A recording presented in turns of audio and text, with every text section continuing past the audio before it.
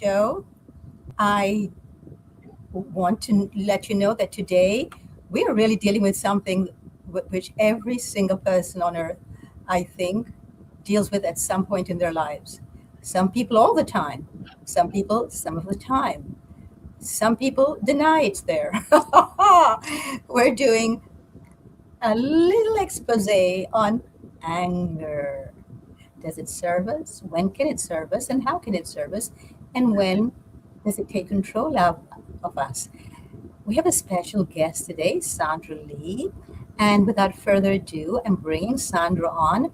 She has a big event coming up about anger. And if you're into this kind of, the world of looking at anger and seeing how anger really dictates so much in our lives, and if you've come up with your own solutions and your own ways of dealing with anger and having it serve a purpose in your life, to contact her afterwards, because she's having a big summit coming up towards the end of the year on anger if you'd like to be a part of it. So without further ado, welcome Sandra Lee. And unmute yourself first, please, Sandra. And Sabina, hi, and mute yourself, please. It's wonderful to be here. Wonderful to have you. Go right ahead and introduce yourself, please. I am Sandra Lee, and I support people in allowing themselves the full spectrum of emotions. And this is something that as I work with people for over 30 years, I've worked with people, helping them find freedom from pain and to allow themselves to be themselves. And so often I've worked with people and they don't know who they are. They don't allow themselves to feel these emotions. And we have so much judgment about them. And so I'm here to reframe the experience of anger so that all of us have freedom to be ourselves, whatever that looks like, and we have freedom from pain.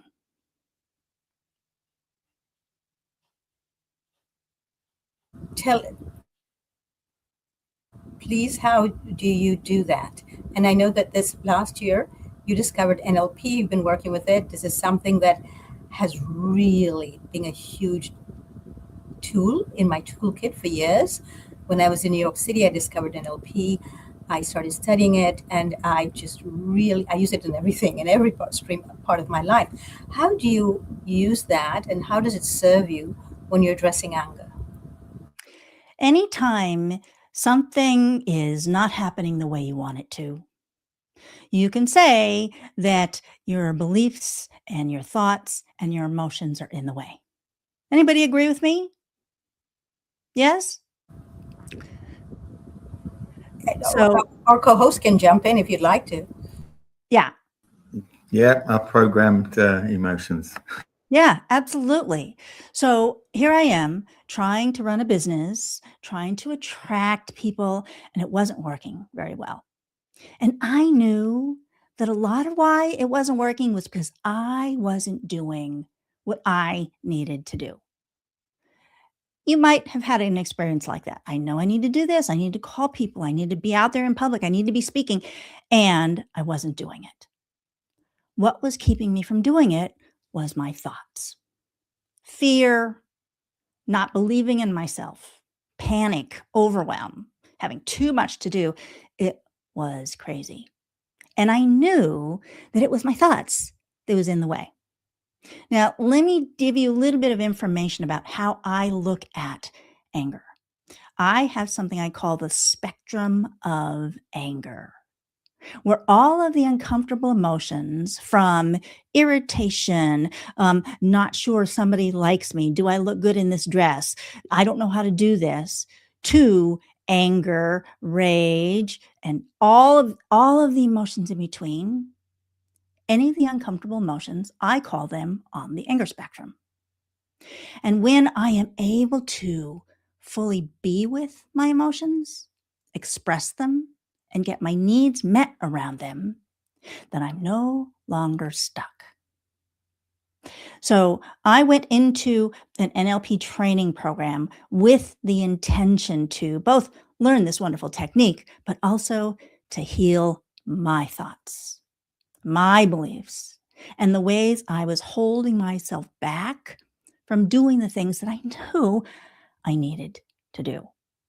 And so NLP provides this powerful vehicle for working with these thoughts, emotions, and beliefs.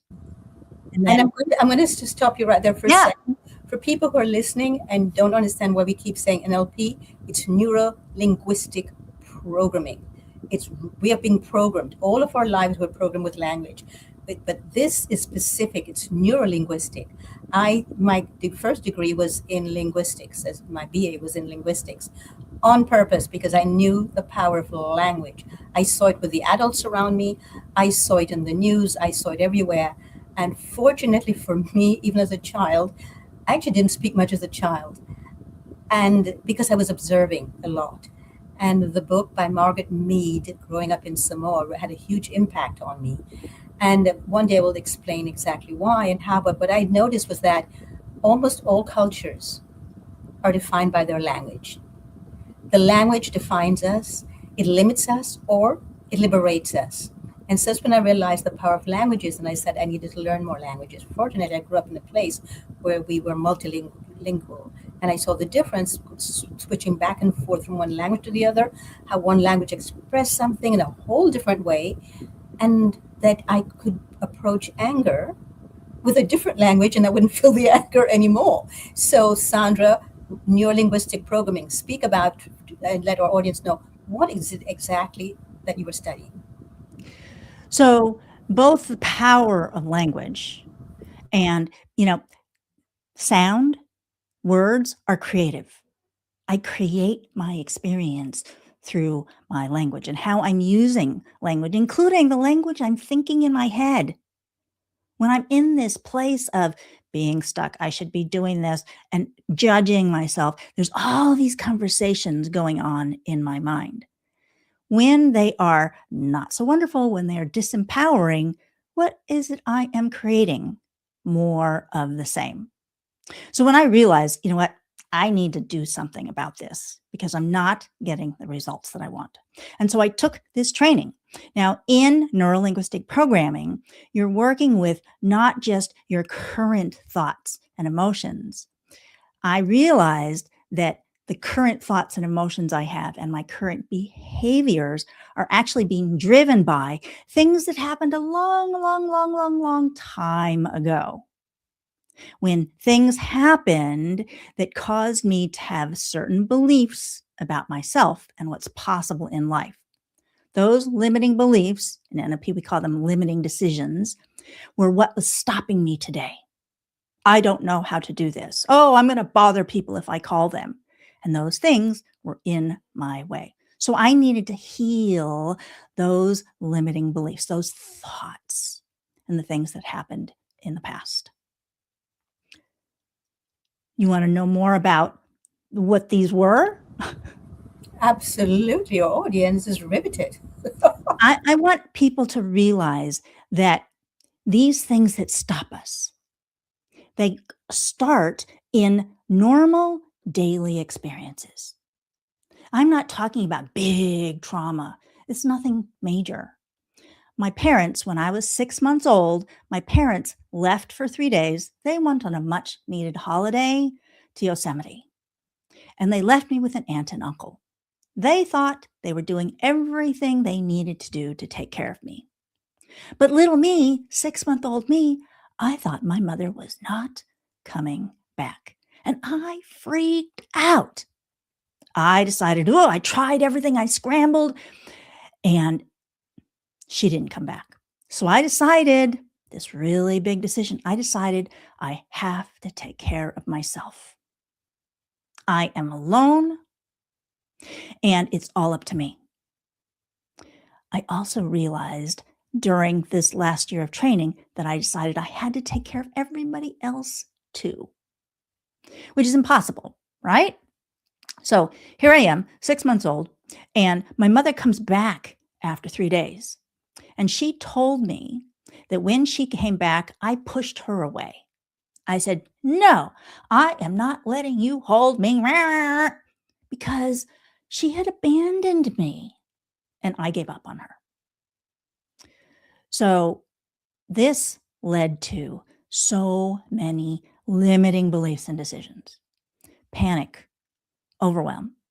A 6-month-old doesn't know how to take care of themselves, and they don't know how to take care of everybody else. It's overwhelming. I don't know how. So it makes complete sense where these current time beliefs came from that instant. Fear of making mistakes. Oh my gosh. Fear of making mistakes was paralyzing. It's not just a normal level of fear of making mistakes. I was afraid that if I made one mistake, it was like the end of everything, the end of the universe. Catastrophic thinking. Because I was only 6 months old and I didn't have the logical capacities, the neurological development to be able to understand, you know what, it's not going to be the end of everything. So I took that from 6 months old and I brought all of those beliefs, all those limitations, all those fears with me through my life to current day. And panic, overwhelm, giving up, I don't know how, fear of making mistakes, nobody's going to like me. It's like, those are all the things. They're in my way when it comes time in my business to call people, to go book speaking engagements. All of these fears are smack in my face. So I went and I did the NLP and had this amazing healing session just last September 2025. I was working with a coach and I decided I'm working in panic, overwhelm, giving up, scrambling, all of these things. And my coach had me talk to my mother and tell her, this is what I need you to say to me. And he had me tell her what I needed to say to her. So I was doing this. I was sobbing, snot running out of my nose. I was like, ah! I was being a baby, 6 months old. And I cried and I cried and I cried. And when it was done, I was like, whew, calm, peaceful. And the neck pain and headaches that I had went away. So it really is true. It is possible to heal these things, take pain away by doing the emotional and energetic healing. As someone who helps people get out of pain for a living, it's like I had been saying to people, I can help you get out of pain, but I wasn't actually sure. So having this experience in NLP is like, oh, it really does work. Now it's so much easier. I enjoy calling people. And I know I make a difference. And I'm not as paralyzed about making mistakes. This is very important. This is so important, in fact, that when people come to me to say, I want to change my diet, I ask them, are you willing first to change your language? And so many people think this crazy. What does that have to do with my diet? And I would tell them everything. The way you think, the way you feel about yourself has to do with whether you'll succeed or not. And I cannot change your diet. What I can do is to help you change you so you can vibrate at the same level as the food that you wish to consume, at the same frequency. And it's all about frequencies. So, Sandra, thanks for that introduction to this. Lisa, how does this resonate with you? And just before we start, Sandra, just mute yourself while Lisa's speaking, please. Thank you. Sandra, I just love how you took something so identifiable and relatable. And, because everything you're talking about is what I've been going through. And it's interesting because the other day I ran across something about every behavior is unresolved grief. So 0 to 8, that's most of us are running a script. We don't feel safe. We don't feel picked. We don't feel rewarded. And it's a script that we're unconscious about. And it's running our story. We're, angry in traffic, like a toddler, right? Like, I don't feel safe or I don't feel in control. So I just deeply love, what I saw when you were speaking is this just enormous, from where you started to where you finished with your story, this just like light breaking through with you, this peace inside of you, and this freedom that you feel when you release yourself from stories that are no longer true, when you feel your feelings. And that's what I mean, at least for me, that's been the missing challenge for me. It's like I can intellectualize it, I can talk about it, but sitting with it and feeling it is can be terrifying, but it's so liberating, because those feelings, once you start feeling them, they no longer guide your narrative. So I'm grateful that you found your path, and that you're here to show others how to work through patterns that can really limit you from a really lived experience on this earth. So thank you, Sandra. Sandra, do you have a response to that, or may I go on to the next co-host? Yeah, thank you so much for both the acknowledgement and for sharing your personal experience. Because the truth is that we all have stuff like this. Every single person. And here's how I like talking about it. So imagine I am in a business situation, right? I'm working with a client, or I'm in a working space, a job where there's multiple people. So it's easiest to illustrate this with the multiple people. So imagine there's me and a coworker in an environment, okay? And the assumption is that everybody's being an adult. Understandable, right? We are physically adults in that environment. But really, what nobody realizes is there's a 6-year-old over here and an 8-year-old over here. 6-year-olds making these decisions and 8-year-olds making these decisions. Or in my case, I was making decisions based on a 6-month-old decisions. And so there are these two people, two adults here, 6-year-old and 8-year-old, pretending they're adults and assuming that the other person is going to make sense like an adult. How often have you heard of people talk about situations where that person should be, they don't make any sense? This person is expecting the other person to be making logical decisions, speaking logically, when really there's a 6-year-old and an 8-year-old making the decisions. Before I realized that my actual decision maker is 6 months old, I was always saying my inner 6-year-old is turning off the circuit breakers when it comes time to do something. I need to make phone calls in my business, and my inner 6-year-old is saying, no way, that's not happening. But we expect ourselves to be logical and adults, and we expect other people to be adults too, and they're not. Understanding that makes a huge difference in your life. Absolutely. Thank you so much for that. And I'm going to ask you to mute yourself again while I bring on Pete. Yeah, thanks ever so much for that, Sandra. It's really, let's just say, well, very reassuring. And I think if we're lucky, we're speaking to 6 or 8-year-olds. A lot of us, I see sort of more 3-year-olds, and it's not in a negative way, saying that in any negative way.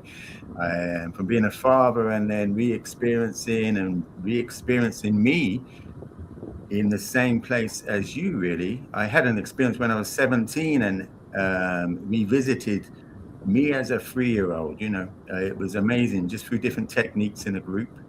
And like you, I was this 3-year-old again, experiencing this experience, bawling my eyes out, literally as if I was 3. So it was really eye-opening for me, and that opened up so many doors. So if I had carried that on through my life, as I see in a lot of people, it takes a very, not real life, we aren't really there. However, there was more trauma that came after that through my journey. So it wasn't just that one. And the food journey was a massive one for me. Jinshin Jiatsu, like the NLP, totally supported me on my journey. I think it's really relevant, really important. Singing, dancing, having other protocols to really reinforce a more holistic moving on.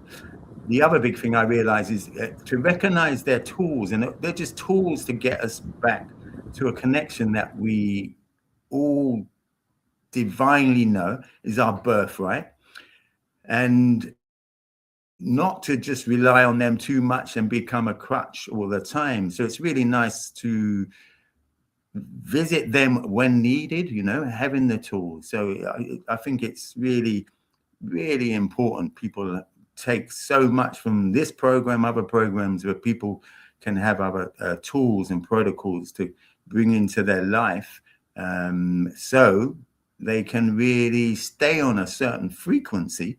And it's not higher frequency, lower, but it kind of is. And it's not being superior. It's just recognizing as children, as we all come in the beginning, we are all so vibrant, once again, being a father, revisiting it quite a few times and recognizing it each time. It's like a different reincarnation each time, a new me each time. So I get to experience many other levels and of myself through my children. And I remember when I was started doing festivals 17, 18 years ago. And there were lots of traits coming from adults, like you would mention, as well as in some workshops, and realizing, wow, my 3-year-old does that. Wow, my 4-year-old does that. Wow, I taught them traits at 3, or, to how to guide them through certain emotional traits rather than just getting stuck and having tantrums or whatever it may be, which we see adults do. And it's beautiful, your view on the anger spectrum. We could use many other words, but it's really so amazing in terms of, your approach, and what a beautiful topic, on a level like the circuit, the switch down, or repressed past emotions from all past. So how can we ever really be in the now when we are just running these old programs, and once again, some do have big, small, however, it's the energetic kind of effect it has on someone's field, someone's body. And like magnets, I notice we have it in our energy field. So rather than seeing things as negative situations that come upon us, I see it as spirit trying to show you these aspects of ourself so we can be more fully embodied, or spirit can fully come in. So, it's this, it's that, it's these entities, it's that, potentially some of that. However, it's just see them as all positive experiences, that it's debris from the past. This is how I like to look at things, and in different ways as well. So I think it's really nice hearing what you have said, Sandra. And the more people get to know that we can come out the other side, and we can come out with a big smile on our face. We can be more emotional balanced, and not up and down, and not being reactional, and, really do the work, get to look at ourselves, not to blame, project too much, or project on other people. If you find yourself doing that, draw it back, look at what's going on for me if I do that. If I started that program or pattern a long, long time ago, and it's took a long time to get even to where I am now. And we all have bits, as you say, we all have bits. It seems absurd when people sort of say, well, we're all not perfect. Well, of course we're not, even though we play with that word. And I would never think I was, or anyone else was. Would you like to unmute yourself and respond? That was so nice. There are several things that I wanted to touch upon that you said. allowing these inner children to actually be present and contribute to our lives and the lives of others we are with. Thinking about the different energies, the different playful, the different understandings and knowledge that come from being able to be in that age. And I really love that. So to more actively engage all these different aspects of who I am.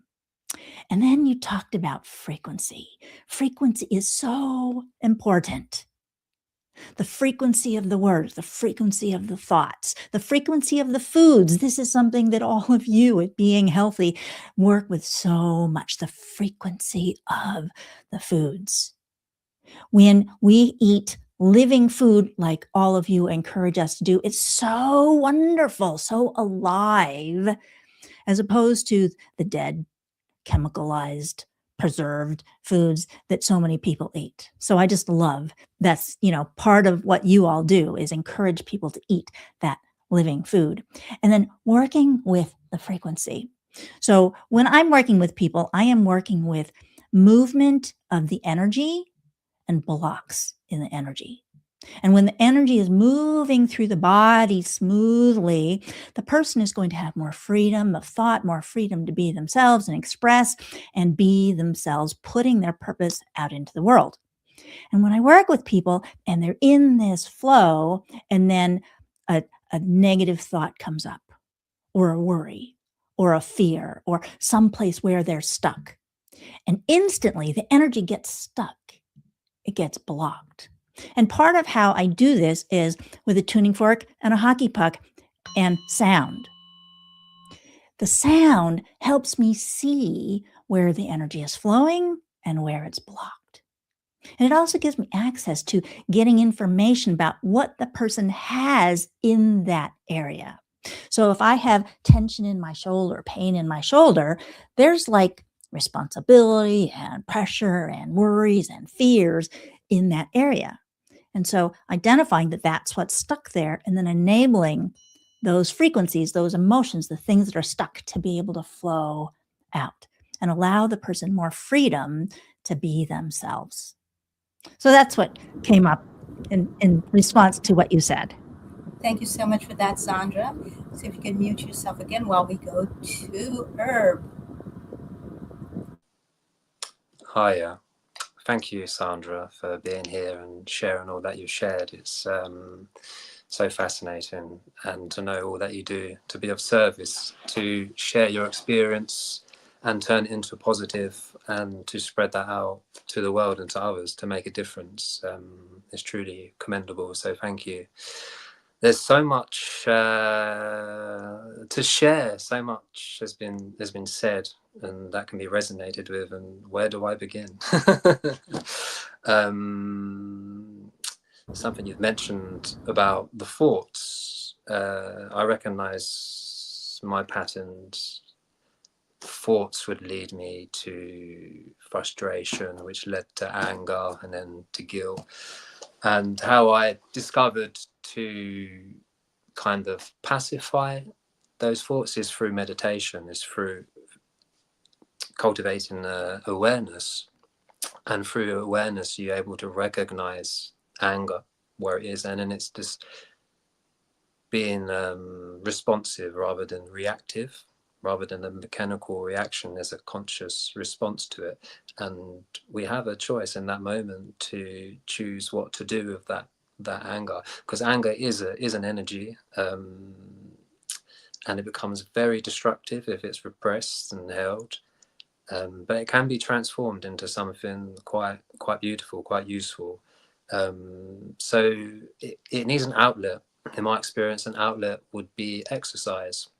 I'd get on the bike, go for a run, feel great, feel better. I haven't harmed anyone else. I haven't harmed myself. I haven't been stewing on it. Because sometimes we can really burn ourselves when we hold onto anger. And yeah, we can end up tossing it between each hand like a hot potato, not knowing what to do with ourselves. Or at worst, we can throw that hot rock at someone else, cause more problems. So exercise is a great outlet for that. And meditation is a great, I think it's the core of everything, really. Meditation, it brings us brings awareness to recognize it, and then, like others have mentioned, having tools what to do with that. Another thing with anger, to alchemize it, what I've recognized in myself, and this relates to diet, that I used to be so frustrated all the time. I used to get angry because I didn't know how to express my emotions. I didn't know how to communicate effectively. I didn't know how to deal with it. No one showed me what to do. And things would bottle up and then explode, and then I get frustrated and cause destruction and sabotage myself. But what I noticed a shift when the anger reduces, when I changed my diet, when I cut out animal products, when I stopped eating animal flesh, within a few months. Yeah, it must have been within a few months, not long at all. Certainly within the year, that anger seemed to dissipate. Obviously, it's still there, come in other areas of my life that I hadn't looked at and checked in, but there's definitely a huge shift. I noticed that, wow, I'm not being so angry. This is before I dived into meditation. And what I later discovered is, as well, when we're eating animals, we're absorbing their stress, their fear, their emotions, their anger, and we're absorbing all of that as well, for sure. All the chemicals that get released from the animal in a state of fear, we absorb that, and that can translate into anger. So it's something for us to be really conscious of and aware of, and to experience and to truly know. And so the other phase of anger that I experienced after that is, once I realized what was happening to these poor, innocent, sentient beings, is the needless suffering that was being contributed for no reason. And that stirred up an anger within me, because I have compassion and sympathy, empathy for these poor creatures. And I couldn't believe what we were doing as a race. Like, how could we be so barbaric? And that made me angry. And that made me resentful. That turned me against society. And then I learned and figured that that anger could be alchemized, transformed into something of a purpose, turned into a drive, into a passion, to help in somewhat any capacity that I could, to help alleviate the suffering of these sentient beings by spreading awareness, being the change that I wanted to see. So that's an extraordinary experience that I've witnessed in going through, and plenty more to share. Thank you for allowing me to share this. Thank you also, Herb, and bringing you back on here, Sandra. There's so much to say. So let's talk more about the spectrum of anger and anger. Anger serves a purpose. We need it. It's important that we be able to feel it, express it, and get our needs met around it, because it's information. When I get angry, that is, when I am aware, that's a sign to me that there's something going on that is not the way I need it to be. There's some need I have that is not being met, some priority that I care about that needs to be addressed, or something is happening inside me. It's just information. It's when it gets stuck that it becomes a problem. But when I take the anger, like Herb was talking about, this anger about how animals were being treated led him to want to do something. Feeling this anger actually brought him to a place of, I need to take action. And these are really important. If we didn't have anger, then nothing would ever change. Nothing would ever get done. It really needs to be done. So when we allow ourselves to release all of the old stuck stuff associated with anger or any negative emotion or experience, when we allow ourselves to release all of the stuff from the past about anger, anger then is able to serve its true purpose, as it gets me to be aware of something I need to pay attention to, and perhaps something I need to do. So when Herb noticed, oh, I had this anger associated with these animals and people eating animals and how animals are treated, led him to take action. How am I going to live my life today where there's less of that anger and there's more peacefulness and harmony around food, around people, around animals, around all these experiences that I have and others have? How can what I do in response to feeling this anger to make the world a better place for myself and for everyone else? And these are all frequencies. So there's all these emotions on the spectrum of anger, everything from worry, irritation, bother to rage, and everything in between. So when I am able to notice, where am I in this spectrum? I'm a little bit uncomfortable, but not too much. Or, you know what? I really need to do something about this. This really upsets me. This makes me angry. So that I am able to, with that guidance coming from inside, take actions to move myself and other people forward.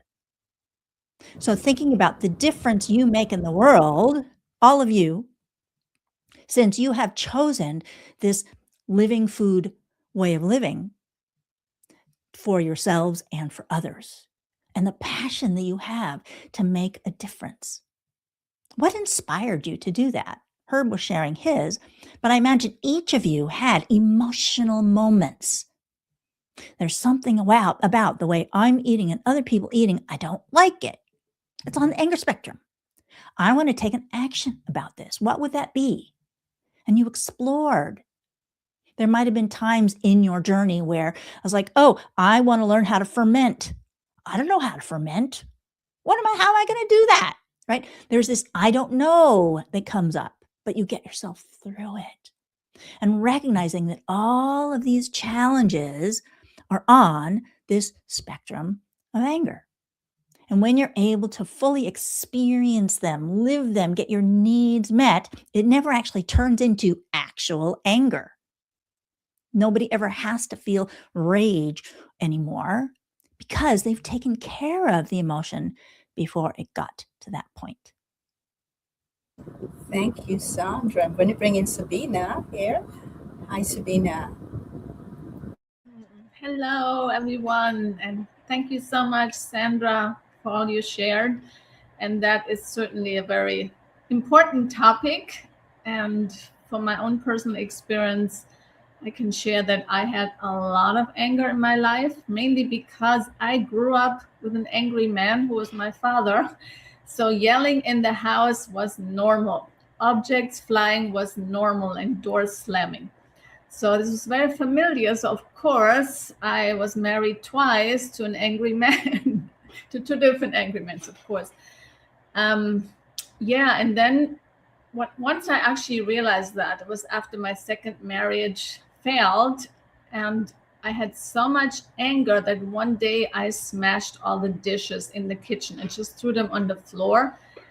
And then I went to my room and I thought, what just happened? Something inside of me just took over, and I felt so much shame that I decided I have to do something. I need help. And that's the moment when I dived deep into shadow work, which was truly, shifted everything for me, which is about, looking what triggers you, who triggers you, which situation triggers you, which people, and then looking where's that within you. Because no one can really make you angry unless you have anger already within you. So I thought all these men are making me angry. I realized that I have so much anger because I was never allowed to express my anger.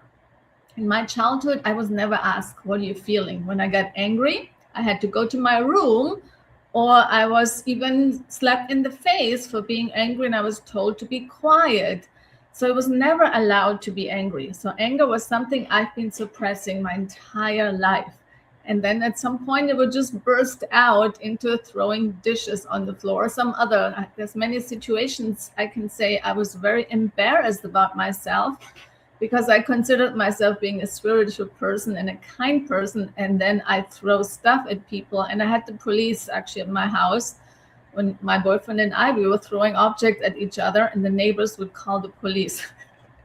So after having all these incidents, I realized I need I need work to do. I want to find what is that inner demon that is running my life. And shadow work is about facing all that has been suppressed and actually bringing it up and looking at it for what it is without making yourself wrong, and actually holding everything with love, because love is the alchemical elixir which eventually transmutes everything. So I actually looking at myself, look at all the pieces of myself and integrating all of it, all the parts of me, the angry Sabina, the evil Sabina, and all the things I didn't want to see about myself, the pieces I was hiding and denying and avoiding, and bringing them actually up and looking at all of it and integrating it. And that was such a powerful journey, which completely changed my life. And then also bringing meditation into the game, which I know Herb mentioned, which is, I think, one of the most important tools, meditation and breathing, that we all have access to, that are free and that actually completely can change our life. And then because meditation allows you to actually step out of yourself and then see yourself in an entire new perspective. So you become the witness. So I was able to step out of myself and really looking at my life like I'm watching a movie, and I saw certain pieces, why this is happening, why these patterns continue to show up in my life. And that was really such a powerful journey that I went through. And now I can say that my anger is much, much less. I still do get angry at sometimes. But the difference is I no longer lash out. I don't project. I don't throw things anymore. I don't scream anymore. I don't cry anymore. I say, okay, I'm curious. Why do I get angry? What is actually making me angry? What can I learn right now? And how can I express my anger in a healthy way? And that means, shaking, dancing, going for a run, going to nature, do some deep breathing. There's different ways we can actually channel these emotions of anger so they become less. And then always learning from the experience. So anger it's such a really important topic that we're discussing today. So thank you all for your share. And thank you, Sabina. I think when we have time, I'm going to come back to you because I have another question to ask you. Sandra, I'm putting that on. Oh my goodness, that was wonderful sharing, Sabina. And I am so happy for you that you have found your way through all of that to a better place. I have a couple of things I want to share. So imagine that in front of you that there's this big, huge pot. And in this pot, it's full of liquid.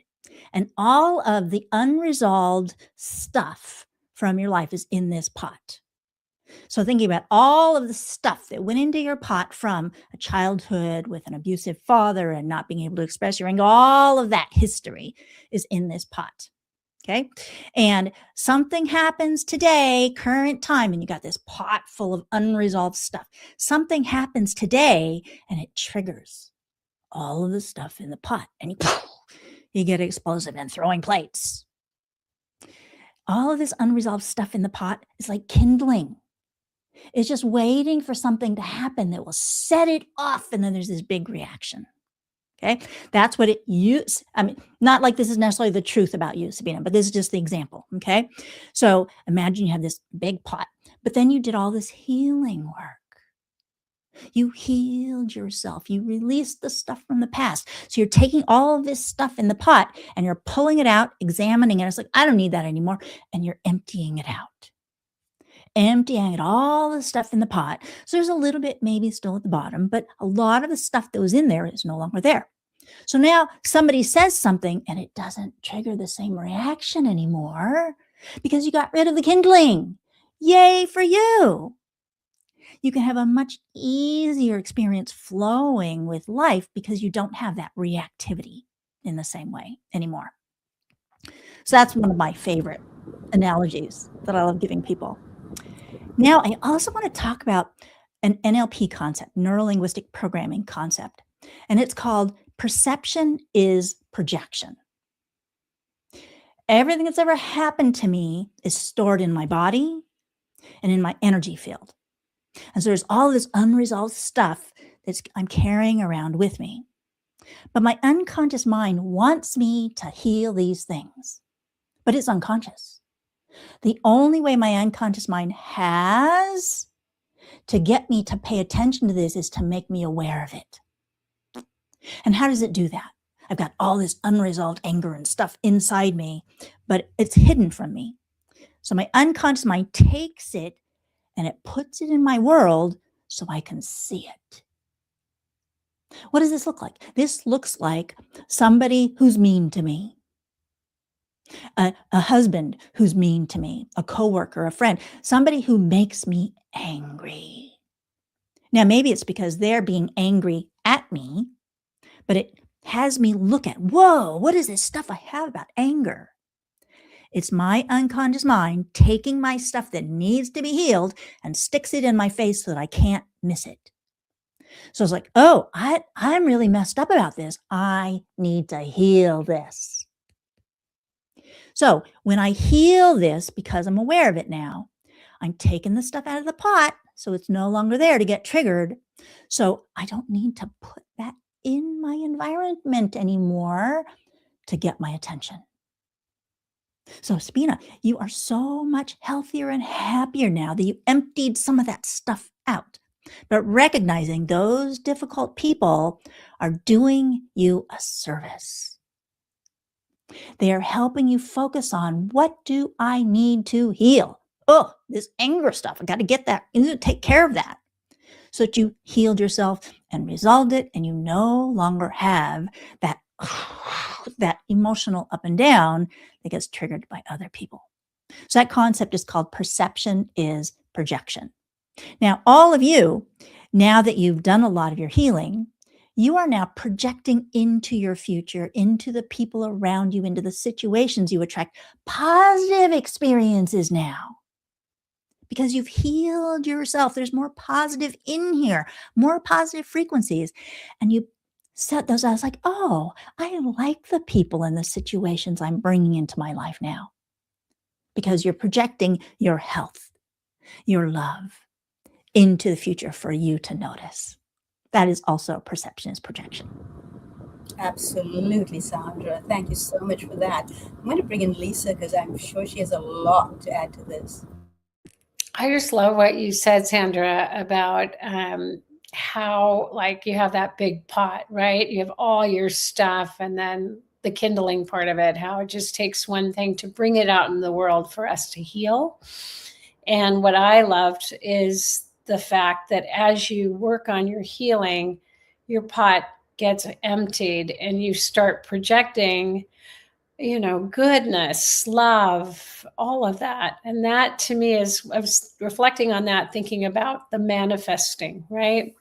How people want to manifest. But if you have a lot of healing that needs to be attended to, what it does is it interrupts your ability to manifest, because you're bringing subconsciously all this negativity that needs to be healing. And I think as you work through that, it becomes easier to create what you're really wanting, the love, the opportunities, the experiences that you really want to manifest in your life. So thank you for what you shared. It really landed with me. I love that idea that eventually, as you do this healing, the world becomes friendly again to you. That's so interesting, Lisa, because I don't see it as a pot. I see it as a cauldron, a huge cauldron. And what I keep adding to it is what I bring to it is the witch's brew. So I'm the witch who can transform it or amplify it. And I don't want that pot to be ever empty.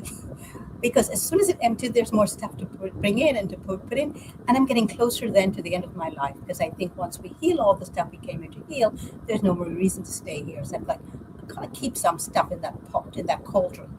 So it's just different varieties of it as well, and different ways of it. And one of the things I wanted to ask Herb, Have you felt any anger around this accident, the fall, the pain, all the stuff? Not like I shared on the previous stream. There was no anger initially. There was like a disappointment to begin with. Like I was annoyed, shall we say, that I got hit. I wasn't able to run the bike, it broke.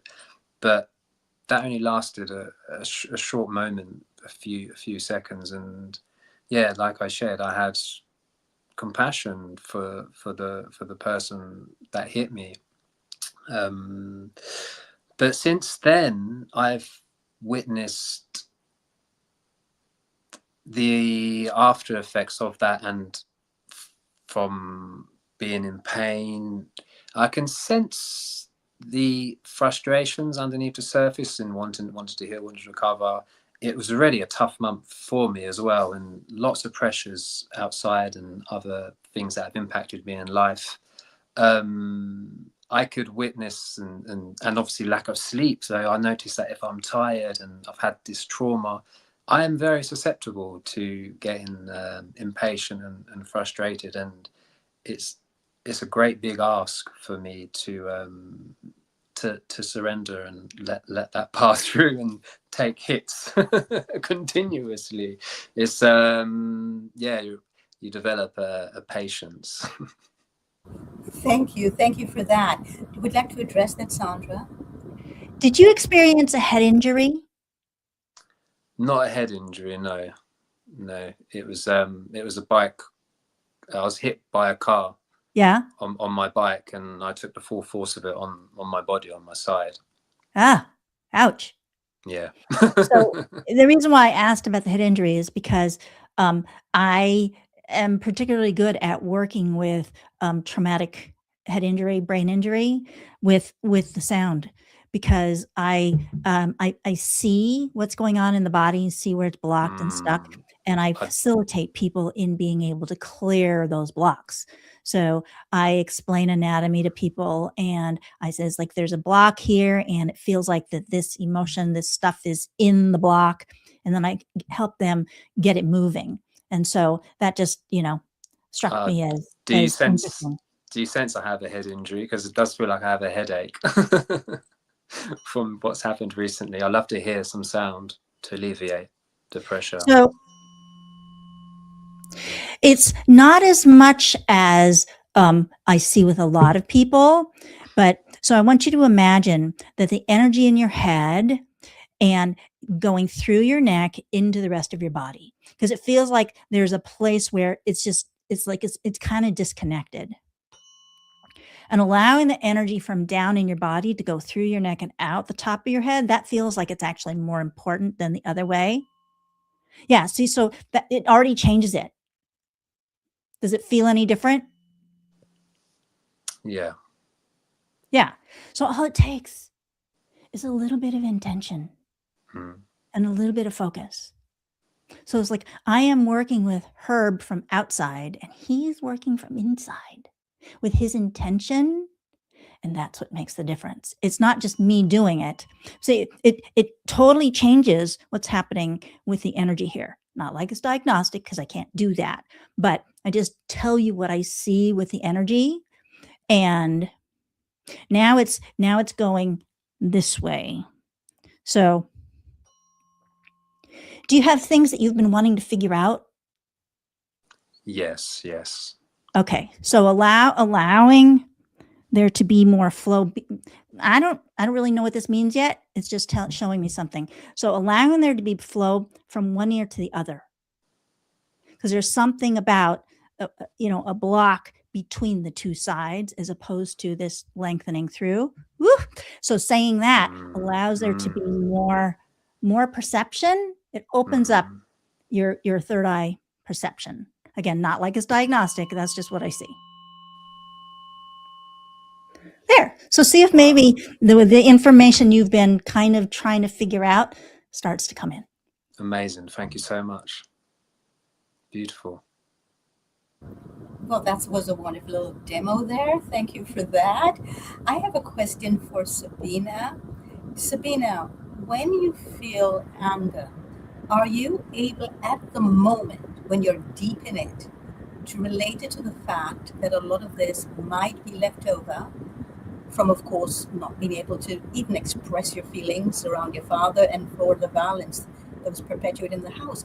But does it help you if you think about the fact that he grew up during the Holocaust as a German, and what his parents were responsible for that, and what they did in Germany, and what he must have felt like as a child, and the anger and the rage he must have felt as a child growing up in 1930s Germany? Does that help you at all when you realize this is accumulated anger from that period, and it's not even just his own, but it's of an entire nation? Yeah, that's interesting that you mentioned that, because I just recently found, just some additional information about my dad, that actually his dad was in the war for 6 years, and he didn't see his dad when growing up. So he was actually growing up without a dad for 6 years. And then when the dad came back from the war, his younger brother was born, and all the attention went on the younger brother. So my dad definitely had this, probably felt abandoned. And that's something I actually also always experienced. I felt abandoned. I'm not heard and seen by my parents, especially my father. My opinion didn't matter. No one ever asked me. So a lot of my anger came from that, like not being seen, not being heard, not feeling important, just being invisible. And it's a good point you made. It could have been, it passes on multiple generations, of course. Yeah? So that's an interesting food for thought now. Yeah, thanks for that, Sandra. Any closing remarks? So for Sabina, just like one little thing for you to pay attention to that might start making a difference. What did you give up about yourself by having a father like that and not being able to express yourself? What did you give up? So feel how that starts to change things already. So thank you, Sabina. So the last thing I want to say is I am having a summit in October, the Reframing Anger Summit. And if anybody in the room or listening to this later is interested in being a speaker for the Reframing Anger Summit, I am looking for people in a broad range of expertise, because anger is an issue in all areas of life. It gets stuck in all areas: relationships, how we think about ourselves, what we think is possible in our work, our workplaces, all these places. So if you feel like you want to contribute to reframing the experience of anger, I invite you to participate as a speaker in the Reframing Anger Summit. And could you let them know when that is, please? It's in October, I believe, and also is it online, etc., and how can they reach you? Yeah, it's all online, and it's going to be the whole month of October. You have 15-minute audios. It's all recorded. So you just make a 15-minute audio about whatever it is you want to talk about. You send it in, and then the people who decide they want to participate in the summit can listen to as many audios as they want. And it's gamified.